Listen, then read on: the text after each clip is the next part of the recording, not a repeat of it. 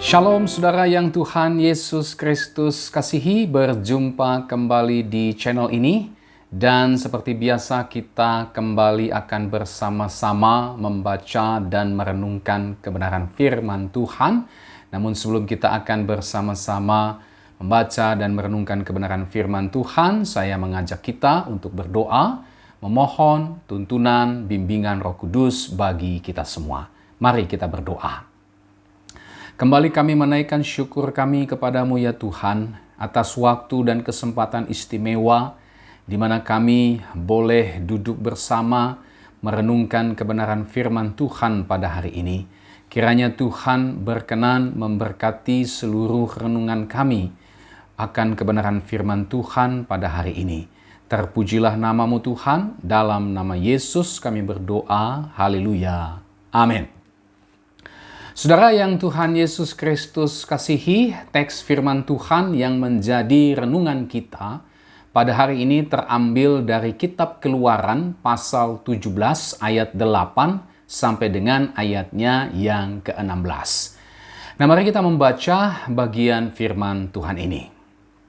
Lalu datanglah orang Amalek dan berperang melawan orang Israel di Rafidim. Musa berkata kepada Yosua, pilihlah orang-orang bagi kita, lalu keluarlah berperang melawan orang Amalek. Besok aku akan berdiri di puncak bukit itu dengan memegang tongkat Allah di tanganku. Lalu Yosua melakukan seperti yang dikatakan Musa kepadanya dan berperang melawan orang Amalek. Tetapi Musa, Harun dan Hur telah naik ke puncak bukit, dan terjadilah apabila Musa mengangkat tangannya, lebih kuatlah Israel. Tetapi apabila ia menurunkan tangannya, lebih kuatlah Amalek. Maka penatlah tangan Musa, sebab itu mereka mengambil sebuah batu, diletakkanlah di bawahnya, supaya ia duduk di atasnya. Harun dan Hur menopang kedua belah tangannya, seorang di sisi yang satu, seorang di sisi yang lain, sehingga tangannya tidak bergerak sampai matahari terbenam. Demikianlah Yosua mengalahkan Amalek dan rakyatnya dengan mata pedang. Kemudian berfirmanlah Tuhan kepada Musa, tuliskanlah semuanya ini dalam sebuah kitab sebagai tanda peringatan, dan ingatkanlah ke telinga Yosua bahwa aku akan menghapuskan sama sekali ingatan kepada Amalek dari kolong langit. Lalu Musa mendirikan sebuah mezbah dan menamainya Tuhanlah panji-panjiku. Ia berkata, tangan di atas panji-panji Tuhan, Tuhan berperang melawan Amalek turun-temurun. Demikian teks firman Tuhan yang menjadi renungan kita pada hari ini. Tema firman Tuhan pada hari ini adalah sinergi yang membawa kemenangan. Nah, saudara yang Tuhan Yesus Kristus kasihi, apa yang dimaksud dengan sinergi? Kata sinergi ini berasal dari kata Yunani sinergos, yang merupakan gabungan dua kata Yunani, yakni sin yang artinya bersama dan ergon yang artinya bekerja. Jadi sinergos atau sinergi ini artinya bekerja bersama-sama atau bekerja sama. Nah, perikop firman Tuhan pada hari ini mengisahkan tentang peperangan antara bangsa Israel dengan bangsa Amalek. Nah, di dalam peperangan tersebut kita bisa melihat adanya sinergi yang dilakukan baik itu oleh Musa, Yosua, Harun, Hur, dan juga umat Israel sendiri ketika mereka menghadapi serangan bangsa Amalek.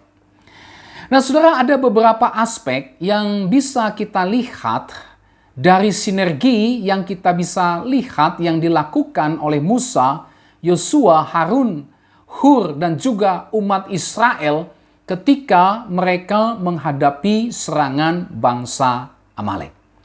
Apa saja itu? Aspek yang pertama, itulah faktor terjadinya sinergi. Ayatnya yang ke-8 saya baca. Lalu datanglah orang Amalek dan berperang melawan orang Israel di Rafidim. Saudara, berdasarkan ayat yang keempat ini, kita bisa melihat bahwa yang menjadi faktor terjadinya sinergi yang dilakukan oleh Musa sebagai pemimpin umat Israel pada waktu itu, itulah karena adanya kedatangan bangsa Amalek untuk memerangi bangsa Israel. Nah, seperti apa sesungguhnya situasi dan kondisi ketika bangsa Amalek datang untuk berperang melawan orang Israel di Refidim? Seperti apa situasi dan kondisi yang kita bisa lihat dari peperangan antara orang Amalek dengan orang Israel ini? Yang pertama, saudara, bangsa Amalek ini adalah sebuah bangsa yang sudah mapan, ya.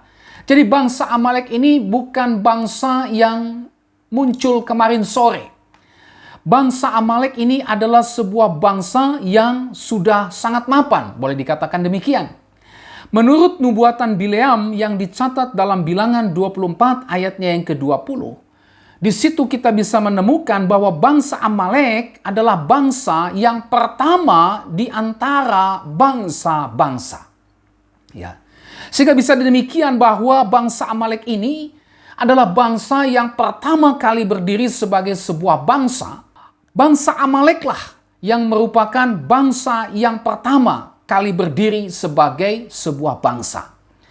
Tetapi bukan hanya sebuah bangsa yang berdiri pertama kali, bangsa Amalek juga, saudara, adalah bangsa yang kuat, bangsa yang berkuasa, bangsa yang memiliki segudang pengalaman baik di dalam kemiliteran, pengalaman perang, dan seterusnya.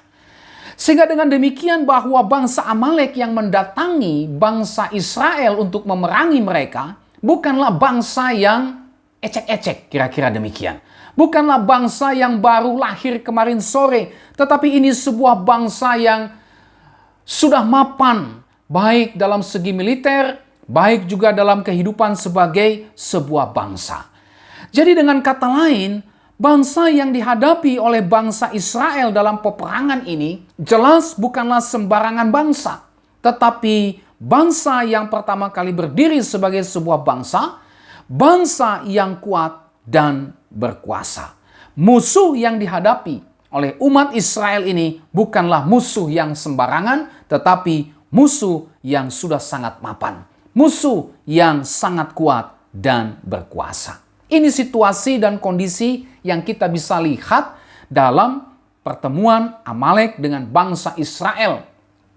Yang kedua, saudara, bangsa Amalek adalah bangsa yang bernafsu untuk melenyapkan bangsa Israel dari muka bumi. Bukan hanya bangsa itu adalah sebuah bangsa yang sudah sangat mapan, kuat, dan berkuasa, tetapi juga bangsa Amalek ini punya nafsu, punya keinginan yang sangat kuat, saudara, untuk melenyapkan bangsa Israel dari muka bumi. Ya. Kedatangan bangsa Amalek untuk menyerang bangsa Israel ini punya satu tujuan yang pasti. Tujuannya adalah untuk melenyapkan bangsa Israel dari muka bumi. Di dalam Mazmur pasal 83 ayat 5 dan ayatnya yang ke-8, kita bisa menemukan di situ demikian firman Tuhan, kata mereka, marilah kita lenyapkan mereka sebagai bangsa sehingga nama Israel tidak diingat lagi. Ya. Gebal dan Amon dan Amalek, Filistia beserta penduduk Tirus. Di dalam Mazmur pasal 23 ini, saudara, ada keinginan bangsa-bangsa, salah satunya adalah bangsa Amalek. Mereka punya ambisi, mereka punya keinginan yang sangat kuat. Mereka punya nafsu yang sangat kuat untuk melenyapkan bangsa Israel, ya, dari muka bumi ini. Nah, pertanyaannya, mengapa bangsa Amalek begitu bernafsu untuk melenyapkan bangsa Israel? Mengapa mereka memiliki keinginan yang begitu kuat untuk melenyapkan bangsa Israel dari muka bumi? Ya. Penafsir Matthew Henry memberikan jawaban terhadap pertanyaan tersebut. Matthew Henry menulis demikian. Orang-orang Amalek adalah anak cucu keturunan Esau yang membenci Yakub karena hak kesulungan dan berkat itu. Ya, kita tahu bersama bagaimana kisah Esau dan Yakub, bagaimana Yakub menipu Esau untuk merebut hak kesulungan. Bahkan ketika Ishak ingin memberikan berkat kepada Esau, Yakub menipu bapaknya sendiri Ishak sedemikian rupa sehingga berkat yang seharusnya diberikan kepada Esau pada akhirnya diberikan kepada Yakub dengan tipu muslihat. Ya. Jadi tidak heran Esau membenci Yakub oleh karena apa? Oleh karena hak kesulungan dan juga oleh karena berkat tersebut. Kemudian Matthew Henry melanjutkan, dan perang ini merupakan suatu upaya permusuhan turun-temurun. Suatu kebencian yang mengalir di dalam darah dan sekarang mungkin semakin menghebat oleh karena janji hak kesulungan itu sedang digenapi. Nah saudara, begitu bernafsunya bangsa Amalek untuk melenyapkan bangsa Israel. Sehingga bangsa Amalek melakukan hal yang sangat jahat ketika menyerang bangsa Israel. Yaitu mereka tidak menyerang bangsa Israel dari depan. Face to face, berhadap-hadapan. Tetapi bangsa Amalek ini rupanya menyerang bangsa Israel tanpa ada hasutan oleh orang Israel, tanpa ada tantangan sebelumnya yang diberikan kepada bangsa Amalek. Dengan keji, bangsa Amalek menyerang barisan belakang Israel. Mereka menghantam orang-orang yang lemah dan lesu dan yang juga tidak bisa memberikan perlawanan atau meluputkan diri. Kita bisa menemukan catatan ini dalam Ulangan pasal 25 ayat 17 sampai dengan ayat 18. Situasi yang ketiga, saudara. Bangsa Israel baru saja keluar dari perbudakan di Mesir dan mereka sama sekali belum pernah berperang, ya. Dan tentunya bangsa Israel jelas mereka belum pernah memiliki pengalaman berperang. Bahkan sebenarnya inilah perang pertama yang dialami oleh bangsa Israel pasca mereka keluar dari perbudakan di Mesir. Ya, ini peperangan pertama. Jadi bangsa Israel belum pernah punya pengalaman berperang sama sekali, saudara. Mereka masih sangat minim pengalaman, ya. Selain itu, mereka juga sedang dalam keadaan lemah, lelah, dan lesu. Inilah situasi dan kondisi yang kita bisa lihat di dalam peperangan bangsa Amalek dan bangsa Israel. Situasi yang berikutnya, saudara. Bangsa Israel baru saja mengalami kegagalan di dalam mempercayai pimpinan Tuhan. Ya. Kalau kita baca dalam ayat sebelumnya, ayat 1 sampai dengan ayat yang ke-7 dari Keluaran pasalnya yang ke-17 ini, kita bisa melihat bagaimana di dalam bagian itu umat Israel mengalami krisis air minum. Dan ketika mereka sedang mengalami krisis air minum, tidak ada air untuk diminum, mereka justru bersungut-sungut kepada Tuhan. Mereka justru mencobai Tuhan. Mereka justru mempertanyakan pimpinan Tuhan dengan mengatakan, apakah Tuhan sanggup untuk memelihara, untuk memberikan air kepada kami? Ya, mereka gagal di dalam mempercayai pimpinan Tuhan ketika mereka sedang mengalami krisis air minum. Tetapi rupanya, saudara, krisis tidak berhenti sampai di situ. Setelah krisis air minum itu terselesaikan lewat mujizat Tuhan, kali ini Tuhan mengizinkan mereka mengalami krisis selanjutnya, itulah peperangan melawan bangsa Amalek. Gak tanggung-tanggung, Tuhan kirimkan bangsa Amalek, bukan bangsa yang ece-ece, tapi bangsa yang kuat, bangsa yang sudah mapan, bangsa yang memiliki pengaruh dan kuasa yang cukup besar pada waktu itu. Ya. Nah, mengapa Tuhan mengizinkan umat Israel mengalami krisis tersebut? Ya, ada beberapa alasan. Yang pertama, beberapa penafsir mengatakan bahwa kedatangan bangsa Amalek untuk berperang melawan umat Israel ini adalah sebuah bentuk penghukuman Tuhan atas dosa yang mereka lakukan, yakni mencobai Tuhan ketika mereka mengalami krisis air minum di Masa dan di Meriba. Kemudian alasan yang kedua, Tuhan menghendaki supaya umat Israel belajar dari kegagalan mereka sebelumnya. Ya.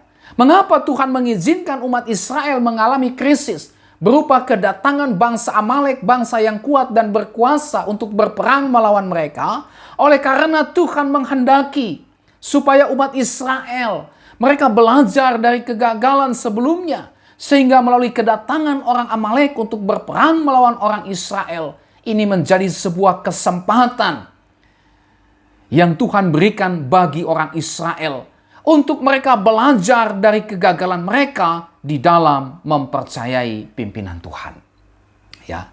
Jadi inilah situasi yang dihadapi atau yang kita bisa lihat dari peperangan orang Amalek dengan orang Israel ini. Ada 4 situasi dan kondisi yang kita bisa lihat di dalam bagian firman Tuhan ini. Nah, saudara, pelajaran penting yang bisa kita ambil dari bagian yang pertama ini, saudara, adalah ada kalanya kita juga mengalami situasi dan kondisi seperti yang umat Israel alami. Ya. Ada kalanya kita diperhadapkan dengan peperangan rohani. Ya. Tuhan mengizinkan kita untuk mengalami peperangan rohani di mana kita melihat, kita menyadari kekuatan kita yang tidak seberapa. Ya. Kita melihat bahwa musuh-musuh rohani yang kita alami sungguh sangat besar kuasanya, sungguh sangat hebat kuasanya, sehingga kita melihat bahwa kita tidak mampu, kita tidak sanggup, kita menyadari bahwa kekuatan kita tidak seberapa. Ya. Tetapi saudara, semua itu rupanya diizinkan Tuhan terjadi di dalam kehidupan kita. Tentu saja ada tujuannya. Apa saja itu? Yang pertama, seperti orang Israel tadi.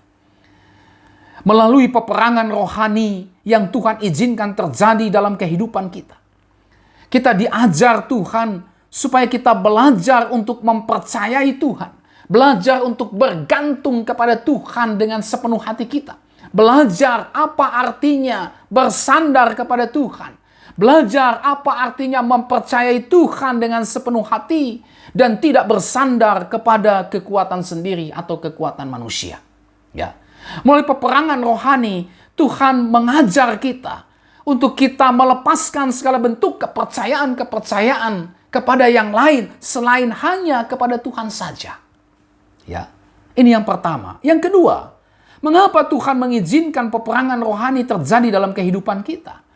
Bisa jadi Tuhan mengajar kita untuk belajar dari kegagalan kita. Belajar dari kejatuhan kita yang selama ini mungkin meragukan pimpinan Tuhan dalam kehidupan kita. Ya, sama seperti bangsa Israel. Mereka gagal ketika mengalami krisis air minum di Masa dan Meriba. Tapi Tuhan mengizinkan mereka mengalami krisis lagi, saudara. Untuk apa? Untuk mereka dapat kembali belajar dari kegagalan mereka. Mereka dapat belajar untuk kembali mempercayai pimpinan Tuhan. Dan tidak lagi meragukan pimpinan Tuhan. Tidak lagi mencobai Tuhan di dalam kehidupan mereka. Hal yang sama juga berlaku bagi kita. Ketika Tuhan mengizinkan peperangan rohani, persoalan pergumulan dalam kehidupan kita, bisa saja Tuhan mau ajar kita untuk kita belajar dari kegagalan atau kejatuhan kita yang selama ini mungkin kita tidak pernah mempercayakan hidup kita kepada pimpinan Tuhan dengan segenap hati kita. Nah, oleh sebab itu, saudara, apapun peperangan rohani yang mungkin saudara dan saya alami saat ini, ya, mari kita menyikapinya dengan benar. Dengan cara apa? Itulah dengan melihat peperangan rohani tersebut sebagai sebuah kesempatan bagi kita untuk belajar mengimani pimpinan Tuhan dalam kehidupan kita. Ya. Melalui peperangan rohani, kita memang menemukan ada 1001 macam alasan ya, untuk kita bisa meragukan pimpinan Tuhan.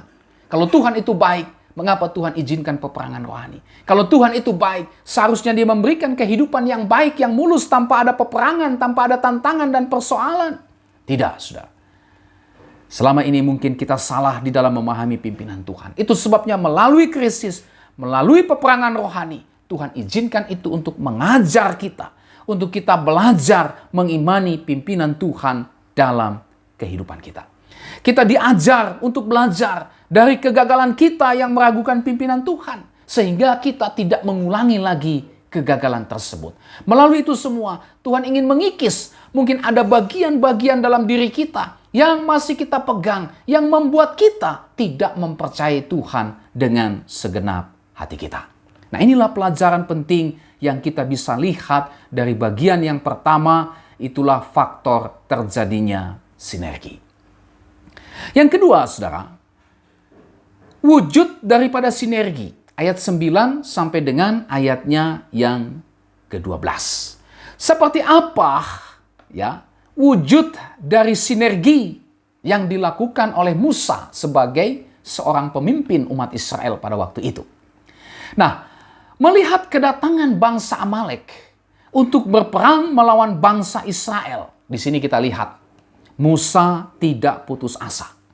Musa tidak panik, saudara ya. Musa tidak bersungut-sungut. Musa tidak menyerah terhadap situasi tersebut. Ya. Justru sebagai seorang pemimpin, Musa mengambil langkah-langkah strategis. Apa saja itu? Yang pertama, Musa memerintahkan Yosua untuk memilih dan memimpin orang-orang dari bangsa Israel yang siap untuk berperang melawan orang Amalek. Ayat 9. Yang kedua, Musa sendiri, dia akan berdiri di atas puncak bukit dengan memegang tongkat Allah di tangannya. Dan dia didampingi oleh Harun dan Hur. Ayat 10 sampai dengan ayatnya yang ke-12. Nah, langkah-langkah strategis yang diambil Musa ini merupakan bentuk dari adanya sinergi. Ya, yakni ada yang pergi berperang, itulah Yosua bersama umat Israel, beberapa orang pilihan dari umat Israel, ya, di bawah kepemimpinan Yosua, mereka pergi ke medan pertempuran. Ya, mereka berhadapan dengan bangsa Amalek dalam peperangan. Tetapi bukan hanya ada yang pergi untuk berperang, saudara. Ada juga yang berdoa kepada Tuhan. Itulah yang dilakukan oleh Musa dengan mengangkat kedua tangannya sambil memegang tongkat Allah. Nah, tongkat Allah ini adalah tongkat yang digunakan Tuhan untuk memberi tanda kepada Musa bahwa dia menyertainya. Kita tahu bersama ya bagaimana Musa melakukan berbagai macam mujizat yang spektakuler ya dengan tongkat yang ada di tangannya, tongkat Allah tersebut ya. Jadi ada yang berdoa. Musa berdoa kepada Tuhan sambil mengangkat tongkat Tuhan yang merupakan simbol, yang merupakan gambaran dari kebergantungan kepada kekuatan Tuhan. Ya. Tetapi juga saudara, ada juga Harun dan Hur yang menopang tangan Musa ketika tangan Musa mulai penat karena harus tetap terangkat supaya umat Israel semakin kuat di dalam peperangan melawan orang Amalek. Ya. Di dalam ayat 9 sampai 12 kita menemukan bagaimana Musa dia mengangkat tangannya, ya, berdoa kepada Tuhan sambil mengangkat tongkat Allah, memegang tongkat Allah yang menjadi lambang simbol pengharapan mereka kepada Allah yang sudah membebaskan mereka dengan perbuatan yang luar biasa dari tanah Mesir, ya. Musa pegang itu seharian, lama-lama Musa mulai capek, saudara ya. Mulai penat. Lalu kemudian Harun dan Hur, ya, mereka menyediakan sebuah tempat untuk Musa bisa duduk. Tadinya Musa berdiri, tapi karena kelelahan, keletihan, Harun dan Hur mengambil sebuah batu sehingga Musa bisa duduk di atasnya. Dan kemudian Harun dan Hur menopang kedua tangan Musa sehingga tangan Musa bisa tetap terangkat. Sehingga dengan demikian umat Israel semakin kuat melawan bangsa Amalek. Karena kalau tangan Musa sampai tidak terangkat, maka itu berarti umat Israel mengalami kekalahan oleh orang Amalek. Ya. Nah, di sini kita melihat sinergi itu, saudara. Di sini kita bisa melihat ada kerjasama. Ada yang di depan menghadapi pertempuran, tetapi ada juga yang di belakang layar mendoakan kemenangan dalam pertempuran tersebut. Ya. Mereka semua bersinergi, mengambil bagian sesuai perannya masing-masing dengan satu tujuan. Apa itu? Kemenangan atas orang Amalek. Nah, saudara yang Tuhan Yesus Kristus kasihi, pelajaran penting apa yang kita bisa ambil dari kisah atau dari bagian ini? Yang pertama, saudara, pelajaran penting yang kita bisa ambil dari bagian yang kedua ini adalah betapa pentingnya sinergi di dalam kehidupan keluarga kita. Ya, ketika setiap anggota keluarga, baik itu suami, istri, dan anak-anak, mereka sama-sama bersinergi di dalam membangun kehidupan keluarga yang sesuai dengan prinsip firman Tuhan, maka tentu saja akan menghasilkan kemenangan. Apa itu? Itulah kehidupan keluarga yang diberkati oleh Tuhan. Kehidupan keluarga yang tahan uji di tengah berbagai macam tantangan dan persoalan yang ada. Ya, keluarga yang tetap kokoh di tengah gempuran arus dunia ini yang begitu jahat, yang sudah rusak oleh karena dosa. Keluarga tetap kuat, keluarga tetap bertahan. Kenapa? Karena seluruh anggota keluarga, suami, istri, orang tua, dan anak-anak sama-sama bersinergi membangun keluarga yang sesuai dengan prinsip firman Tuhan. Nah, apakah keluarga kita sedang dalam bersinergi untuk membangun keluarga yang sesuai dengan prinsip firman Tuhan? Ya. Pelajaran yang kedua yang kita bisa ambil dari bagian ini adalah sinergi di dalam kehidupan gereja kita. Ya. Penting, saudara, sinergi ada di dalam kehidupan gereja kita. Ketika pendeta, majelis, para pelayan Tuhan, hamba-hamba Tuhan, dan seluruh jemaat bersinergi membangun kehidupan bergereja yang sehat. Ya, masing-masing dengan peran, masing-masing dengan talenta dan karunia yang Tuhan berikan, sama-sama bersinergi dengan satu tujuan, membangun gereja yang sehat, maka gereja akan berkemenangan. Artinya, gereja akan semakin kuat, gereja akan semakin berkembang, gereja akan tahan uji di tengah-tengah tantangan zaman, dan gereja diberkati Tuhan. Gereja menjadi terang, gereja menjadi garam di tengah-tengah dunia yang sudah cemar dan rusak oleh karena dosa ini. Gereja bisa memberikan sebuah pengaruh yang cukup signifikan. Kenapa? Karena seluruh anggota daripada gereja itu bersinergi, sama-sama sehati sepikir, membangun gereja yang sehat, sehingga dengan demikian gereja itu diberkati oleh Tuhan. Ya, sangat disayangkan kalau ada gereja yang masih terpecah oleh karena adanya ambisi-ambisi, keinginan-keinginan untuk menonjolkan diri. Tidak mungkin terjadi sinergi selama ada orang-orang yang masih mementingkan kepentingannya sendiri. Yang ketiga, sinergi dalam kehidupan bermasyarakat. Ya. Ketika seluruh lapisan masyarakat bersinergi untuk membangun kehidupan yang baik, aman, damai, sehat, sejahtera, maka tentu saja akan menghasilkan masyarakat yang aman dan sejahtera. Nah, disinilah kita sebagai para pengikut Kristus dituntut untuk menjadi pionir, ya, menjadi pencetus sinergi, ya, bersama dengan seluruh lapisan masyarakat yang lain untuk membangun kehidupan masyarakat yang baik, sehat, aman, damai, sejahtera, dan takut akan Tuhan.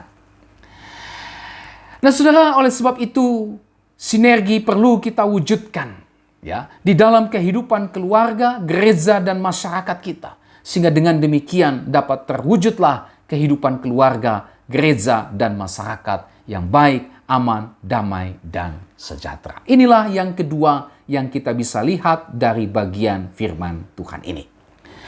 Aspek yang ketiga, ketika bicara tentang sinergi yang membawa kemenangan, itulah hasil daripada sinergi. Seperti apa hasil dari sinergi itu? Kita bisa lihat itu di dalam ayat yang ke-13. Ya. Saudara, sepanjang hari Yosua bersama orang Israel memang berperang melawan orang Amalek. Sepanjang hari juga, Musa juga tiada henti berdoa mengangkat kedua tangannya, meskipun ditopang oleh Harun dan Hur. Dan kita melihat hasilnya adalah orang Israel mengalami kemenangan atas bangsa Amalek. Ya. Ketika mereka bersinergi melawan bangsa Amalek, mereka mengalami kemenangan atas bangsa Amalek. Ya. Dan tentu saja kemenangan bangsa Israel ini tidak luput dari campur tangan Tuhan sendiri. Bangsa Israel mengalami kemenangan atas bangsa Amalek oleh karena Tuhan memberikan kemenangan kepada mereka. Tuhanlah yang berperang bersama umat Israel melawan bangsa Amalek. Ya, di sini kita bisa melihat di mana ada kesehatian dalam bersinergi. Di mana ada sinergi, di mana ada bekerja sama. Satu hati, satu pikir, satu roh. Maka disitulah Tuhan mencurahkan berkat-Nya kepada umat Israel. Itulah berupa kemenangan atas bangsa Amalek. Tuhan bertindak sendiri melawan bangsa Amalek sehingga umat Israel mengalami kemenangan. Nah saudara, pada bagian ini kita belajar bahwa segala sesuatu yang kita lakukan bersama-sama dengan sepenuh hati, dengan penuh ketulusan hati, tidak bersungut-sungut, tidak menonjolkan diri sendiri, satu tujuan, satu hati, satu roh, satu jiwa, entah itu dalam kehidupan keluarga, entah itu dalam kehidupan bergereja, entah itu dalam kehidupan masyarakat, maka akan menghasilkan sebuah manfaat dan keuntungan yang signifikan.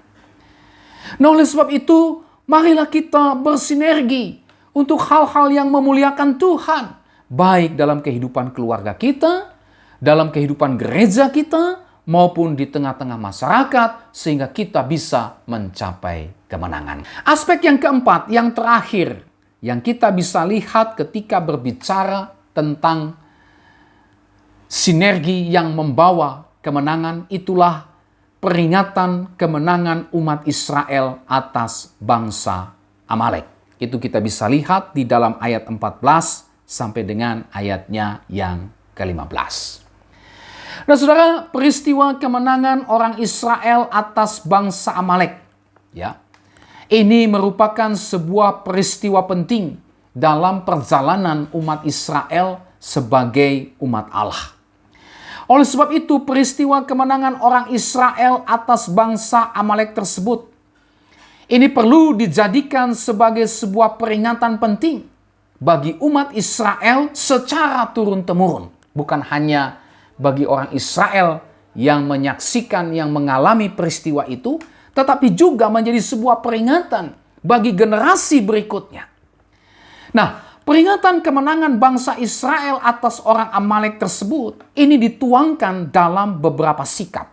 Ya, pertama, Tuhan sendiri yang memberi perintah agar peristiwa kemenangan bangsa Israel atas orang Amalek tersebut ditulis dalam sebuah kitab sebagai sebuah peringatan bukan hanya kepada umat Israel saat itu saja yang melihat, menyaksikan, mengalami sendiri bagaimana kuasa Tuhan memberi kemenangan kepada mereka, tetapi juga kepada generasi berikutnya.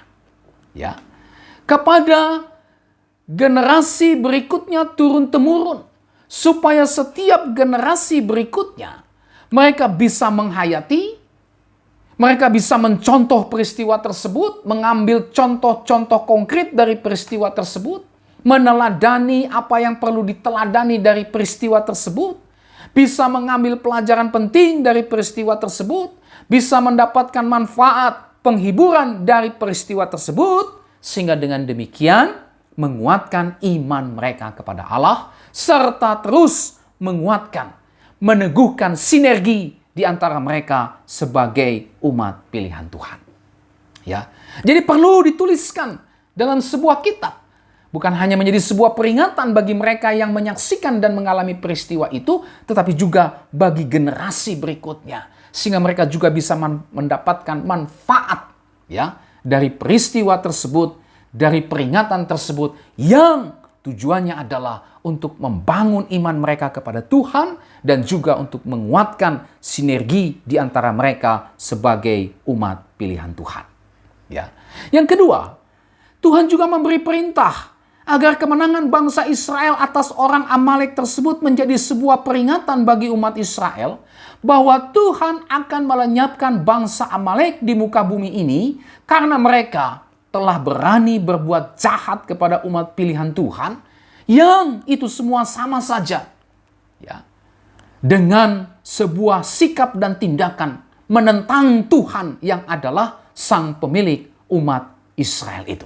Ya. Ulangan pasal 25 ayat 17 sampai dengan ayat 18 ya.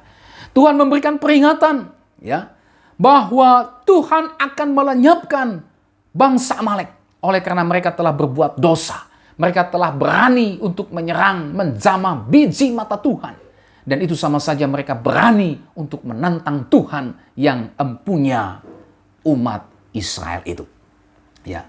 Hukuman Tuhan terhadap Amalek memang sebagian telah dilaksanakan oleh Saul dalam 1 Samuel pasal 15. Kemudian juga diteruskan oleh Raja Daud. Kita bisa lihat itu dalam 1 Samuel pasal 30, 2 Samuel 1 ayat 1 dan pasal 8 ayatnya yang ke-12.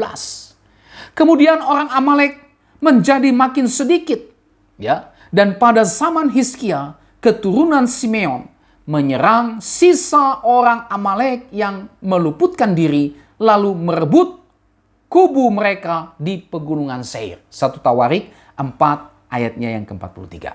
Seiring berjalannya waktu, bangsa Amalek pada akhirnya benar-benar musnah di muka bumi sesuai dengan apa yang menjadi peringatan Tuhan, sesuai dengan apa yang menjadi janji penghukuman Tuhan terhadap bangsa Amalek. Yang ketiga, saudara, Musa mendirikan mezbah dan menamai mezbah tersebut Tuhan Panji-Panjiku. Ya. Musa mendirikan mezbah itu sebagai bentuk ungkapan syukur kepada Tuhan. Sebagai bentuk memuliakan Tuhan oleh karena Tuhan telah berperang melawan Amalek turun-temurun dan memberikan kemenangan kepada umatnya. Musa bersama dengan segenap bangsa Israel menyadari bahwa Tuhanlah yang mengaruniakan kemenangan kepada umat Israel sehingga mereka dapat mengalahkan bangsa Amalek dengan bersinergi. Ya. Jadi inilah 3 sikap yang merupakan wujud dari peringatan kemenangan bangsa Israel atas orang Amalek. Nah, saudara, pelajaran penting yang bisa kita lihat, yang bisa kita ambil dari bagian ini adalah pertama, betapa pentingnya, saudara, kita senantiasa mengingat setiap kebaikan Tuhan yang kita alami di sepanjang kehidupan kita. Ini penting. Betapa kita penting untuk senantiasa mengingat kebaikan Tuhan yang pernah kita alami di dalam kehidupan kita. Mengapa?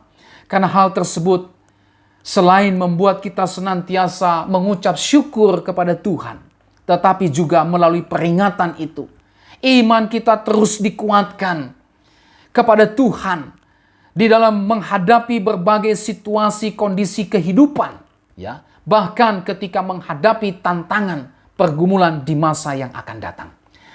Kenangan kepada perbuatan Tuhan di masa yang lalu, peringatan kepada perbuatan Tuhan di masa lalu, ini menjadi semacam kekuatan, peneguhan untuk tetap mempercayai pimpinan Tuhan, untuk tetap mengimani pemeliharaan Tuhan dalam kehidupan kita di masa yang akan datang. Ya, oleh sebab itu, daripada kita mulai bersungut-sungut menyalahkan keadaan, menyalahkan situasi dan kondisi, mari kita merenungkan setiap kebaikan-kebaikan Tuhan yang telah kita alami di masa-masa yang telah kita lewati, untuk membawa kita mengucap syukur, sekaligus juga meneguhkan iman kita bahwa Tuhan yang sudah memimpin aku di masa-masa yang sudah aku lewati, Tuhan yang sudah mencurahkan kebaikannya, yang sudah menyertai aku di masa-masa yang sudah aku lewati, hari ini bahkan seterusnya penyertaan Tuhan tetap ya dan amin. Yang kedua, betapa pentingnya kita mengajarkan kepada anak-anak kita tentang kebaikan Tuhan dalam hidup mereka dan mewariskan nilai-nilai iman kepada mereka sejak kecil. Mengapa? Supaya sejak kecil mereka dapat mengenal Tuhan dan pada akhirnya mereka bertumbuh dalam iman kepada Tuhan di dalam kehidupan mereka setiap hari. Ya, sama seperti Tuhan memerintahkan supaya peristiwa kemenangan bangsa Israel atas Amalek itu ditulis dalam sebuah kitab untuk menjadi peringatan bagi generasi berikutnya. Ya, hal yang sama juga berlaku bagi kita. Kita perlu mendidik, mengajar anak-anak kita tentang kebaikan Tuhan dalam kehidupan mereka.